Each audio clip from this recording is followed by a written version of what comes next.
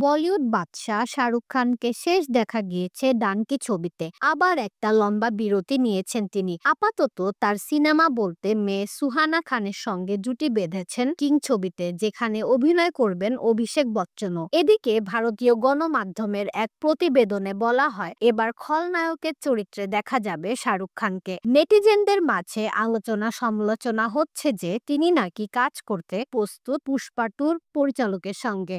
যদি দুইয়ে দুইয়ে চার হয়, তাহলে শাহরুখ খান এই সিনেমাতে একজন অ্যান্টি হিরোর ভূমিকায় থাকবেন। প্রতিবেদনে বলা হয়, এই গল্পে জাতপাত এবং শ্রেণী নিপীড়নের মতো গুরুত্বপূর্ণ সামাজিক সমস্যাগুলো তুলে ধরা হবে, যা বাণিজ্যিক ধারার সঙ্গে একটা গভীরতা এবং প্রাসঙ্গিকতা যোগ করবে। কিং খান একজন অ্যান্টি হিরো চরিত্রে অভিনয় করবেন, তবে এটি একটি গ্রাম্য রাজনৈতিক অ্যাকশন ড্রামা হবে, যেখানে তাকে একদম দেশি অবতারে দেখানোর কথা ভাবা হচ্ছে।